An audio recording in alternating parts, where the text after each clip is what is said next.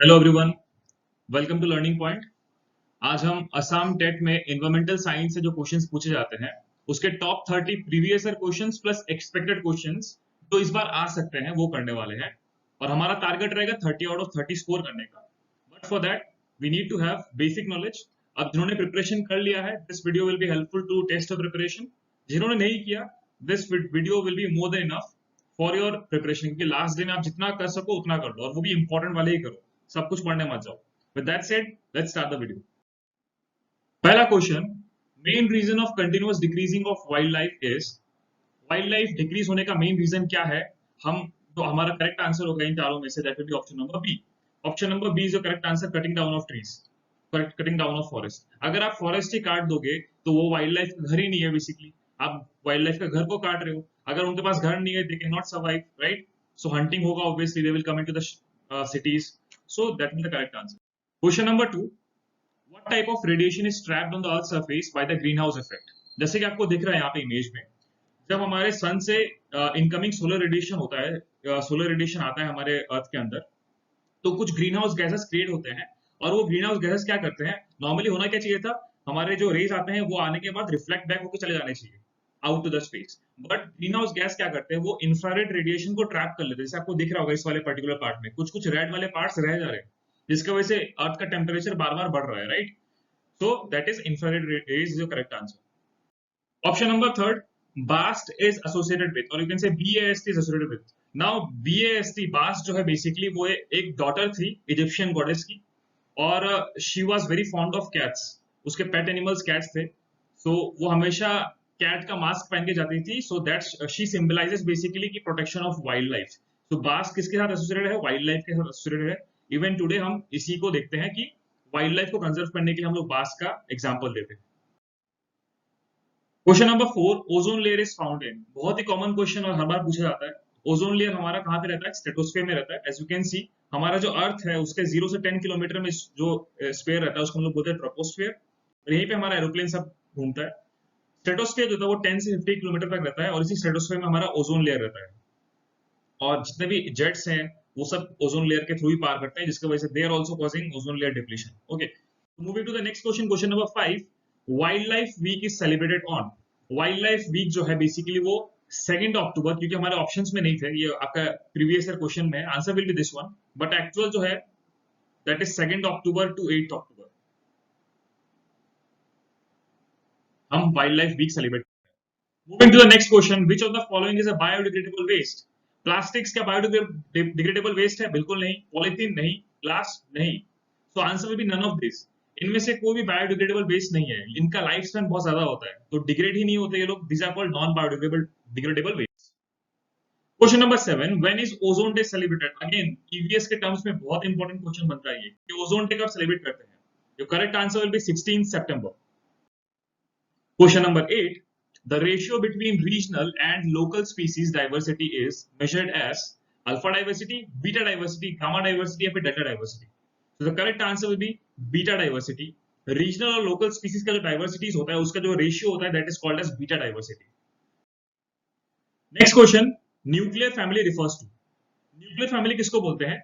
Your correct answer will be option number B obviously.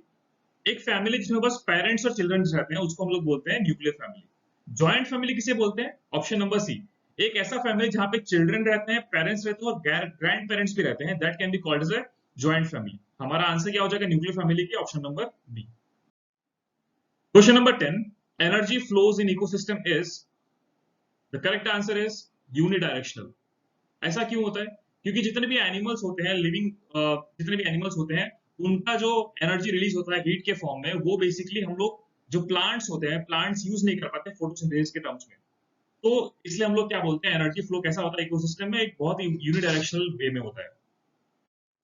Moving to the next question, the unfavourable alternation of environment due to human activities is termed as. The correct answer is option number D, pollution. कोई भी अगर हम change करते हैं, alteration करते हैं एक environment में, और वो किसके वजह से हो रहा है? एक ह्यूमन एक्टिविटी की वजह से हो रहा है, तो उसको हम लोग बोलते हैं पोल्यूशन। हम पोल्यूट कर रहे हैं बेसिकली एनवायरमेंट को।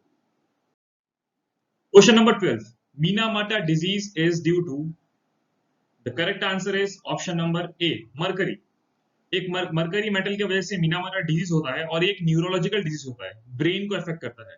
और जो मोस्ट कॉमन वे होता है इस डिजीज को होने का, that is if you consume too much of sea foods, shells खाते हैं आप अगर, देन फिश खाते हैं, ocean fish, then there is a high chance that Minamata disease will be there. Let's move to the next question. Question number 13.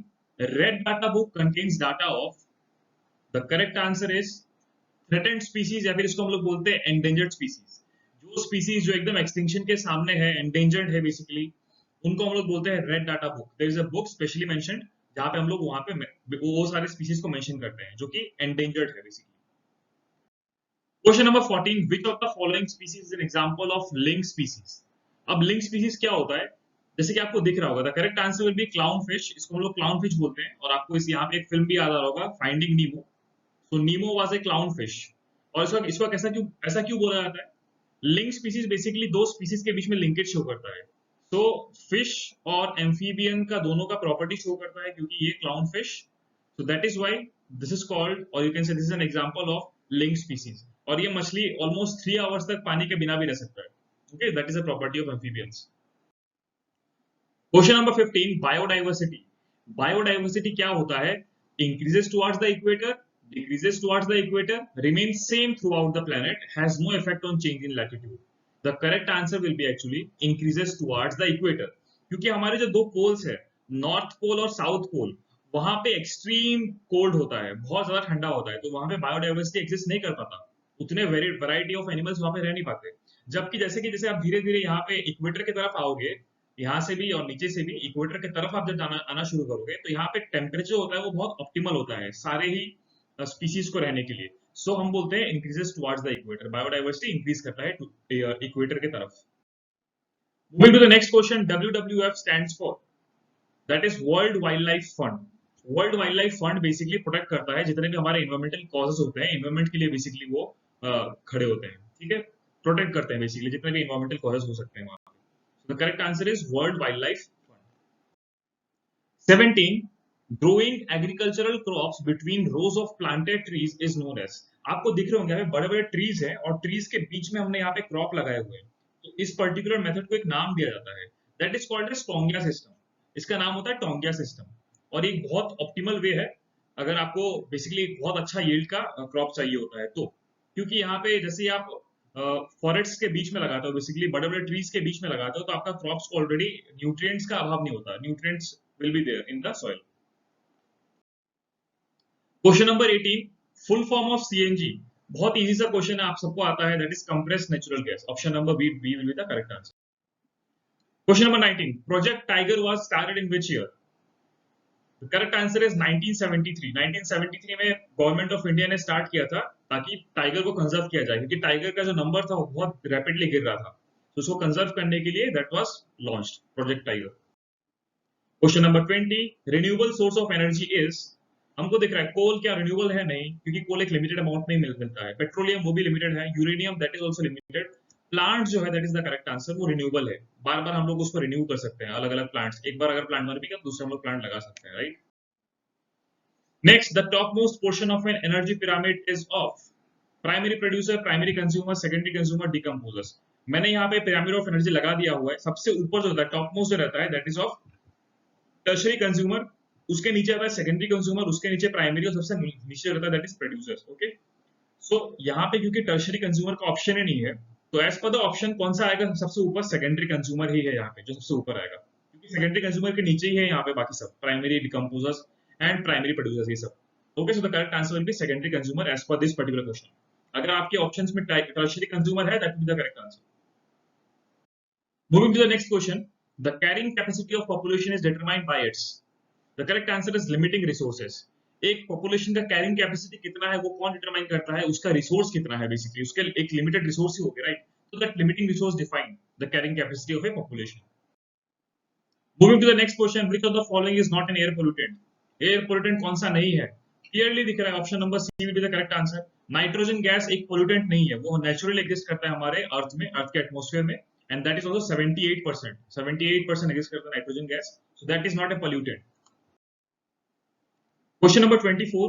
The process of curd formation from milk is known as, दूध से जब हम लोग दही बनाते हैं उस process को एक नाम होता है, उस प्रोसेस को क्या बोलते हैं?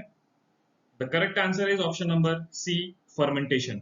फर्मेंटेशन इज द प्रोसेस जहां पे हम लोग दूध से दही बनाते हैं। एक बैक्टीरिया का यूज होता है, वो बैक्टीरिया भी आपसे पूछा जा सकता है कि दूध को दही बनाने के लिए कौन सा बैक्टीरिया यूज करते हैं, तो आंसर इज लैक्टोबैसिलस। ओके, मेरे को फॉर्म स्पेलिंग इतना याद नहीं है, but the answer is lactobacillus. Okay, यहाँ पे डिस्टिलेशन भी पूछा सकता है, तो डिस्टिलेशन क्या होता है? लिक्विड को वेपर में कन्वर्ट करना और फिर उसी वेपर को वापस लिक्विड में कन्वर्ट करना जस्ट टू प्यूरिफाई इट, उसको बोलते हैं डिस्टिलेशन। फोटोसिंथेसिस तो आपको पता ही है, और एक और दिया है स्टेरिलाइजेशन। जितने भी माइक्रो ऑर्गेनिजम्स होते हैं उसको मारने के लिए, किल करने के लिए, डिसइंफेक्ट करने के लिए स्टेरिलाइज करते हैं, तो उसी प्रोसेस को हम लोग क्या बोलते हैं? स्टेरिलाइजेशन। पर्टिकुलर क्वेश्चन का आंसर है option number C. 25th, how many bones are present in an adult human being? 206, right? Headquarter of Greenpeace International is located in, बहुत ही इंपॉर्टेंट है, यहाँ पे आपको दिख भी रहा होगा, यहाँ पे ये हेडक्वार्टर है, और ये जो हेडक्वार्टर है ग्रीन पीस इंटरनेशनल का, ये है एम्स्टर्डम में। Correct answer is Amsterdam. The book origin of species is written by, origin of species किसने लिखा था?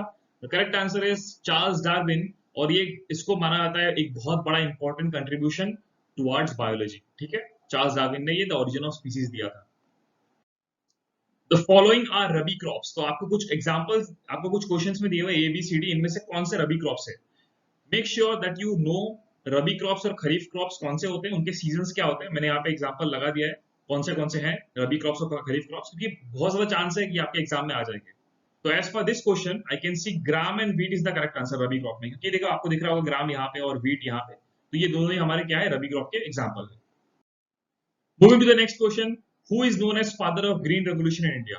Green revolution के फादर, जनक, हरित क्रांति के जनक को किसको कहा जाता है?